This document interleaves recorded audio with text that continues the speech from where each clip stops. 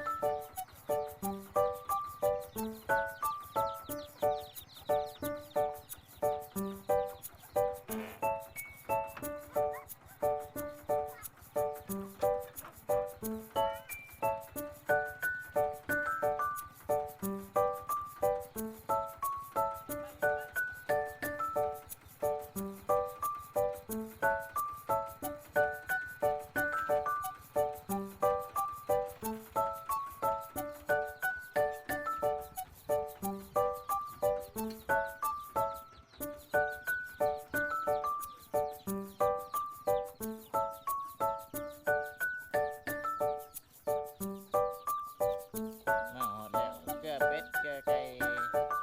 กี่ตู้ถ้าเป็นหนึ่งเป็น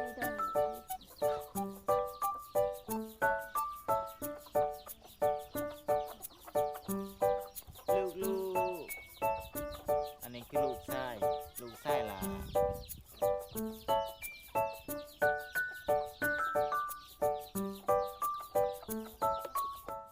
ตอนนี้กำลังสิไปเสียหญ้าเนาะหญ้ามันต้นโอ้ทางเขากะเอาสิได้บุป่ามันต้นเขาไปเลยในบัดนี้เพราะว่าบอนเฮาเสียมันสิอยู่ถึงกลางพุ่นเนาะบอนที่ว่ามันหกช่วงนี้เฮาบอนสำได้สำนึงเฮากับปลาเลยเนาะเฮากับไปเสียบอนที่ว่ามันหกอลีอลอ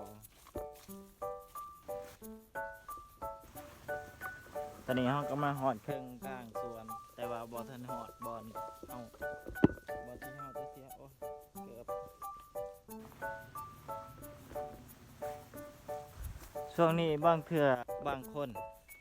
ก็อาจจะลกไปนำแล้วเพราะว่าราคามันปีนี้ปี 2024ก็เริ่มต้นกับบอดีปานใดเนาะคือปีก่อนๆราคาเริ่มต้นกับพันปลาย1,300 1,400จึงว่าบอคอยมีไผสิลกเพอไผกับถาฟังเบิ่งราคามันต้นทุกคนนี่หญ้าสวนขาพระเจ้าหกมอนสิโลกแล้วก็ยังหกเพราะว่าเฮาเฮ็ดแต่2 คนพ่อเมียเนาะเพราะว่าอีกอย่างหนึ่งเมียก็ฆ่าลูกน้อยแน่สร้างครอบครัวใหม่ได้ลูกน้อยก็ยากแก่การเฮ็ดเวียกเฮ็ดงานบ่มีผู้ใดซอยส่วนหลายก็เฮ็ดเล็กๆน้อยๆเฮ็ดบ่เต็มที่เนาะนี่ฮอดแล้วบอนเฮาสิเสียต่อจากนาเก่าที่เฮาเสียเมื่อวานนี้เนาะและวิถีชีวิตของคนบ้านนอกไปไห้ไปสวน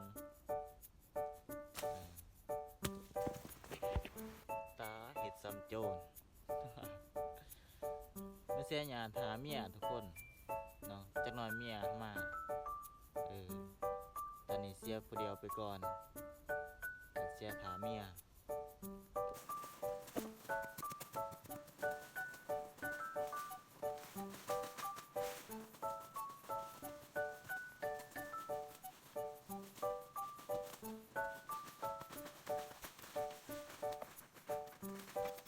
นี่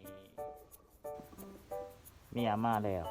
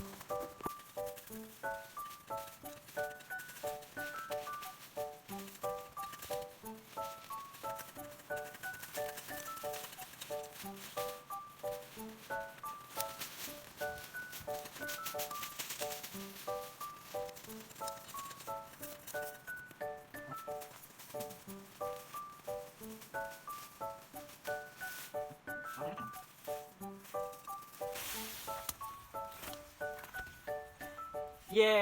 ทุกคนได้เวลาพักผ่อนต